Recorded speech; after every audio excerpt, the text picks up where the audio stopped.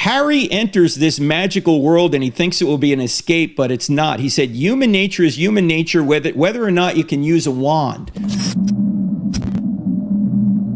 There's a big speed bump that a whole lot of people have about Harry Potter, Christian people, okay? Yes. And it was one when the first book came out that, Christians were scandalized by this because of the nature of the foil, essentially, that Rowling was using to make her point. So why don't you talk a little bit about it and why it doesn't bother you? These other things supersede it or whatever. Go ahead. Well, look, I defer to parents. If they don't want their kids watching something, I'm with them, okay? If you don't want to watch Harry Potter, that's fine.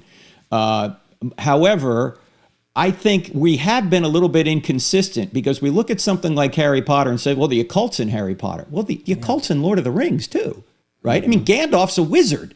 And I don't know any Christian that thinks, well, we ought not watch Lord of the Rings. I mean, It's supposed to be a story that parallels Christianity, according to Tolkien, who was a very devout Catholic, as you know. I mean, Chronicles of Narnia has some of that in it, too, right? And we don't say, well, don't get involved there. Rowling says this. She says, Harry enters this magical world and he thinks it will be an escape, but it's not. He said, human nature is human nature, whether or not you can use a wand. In other words, she says, the magic in there is just because it gives young people power that they don't have, right? If they could do magic, they'd have power that they don't have.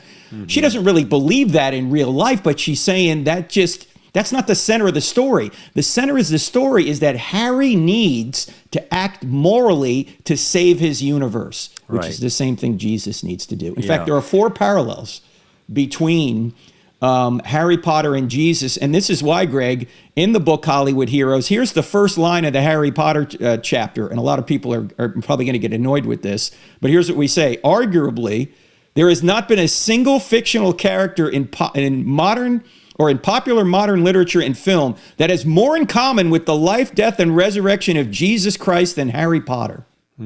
People are going, what? That's the one we boycotted. Yeah, I know. Maybe we boycott a little bit too fast, a little bit too quickly, right? Yeah.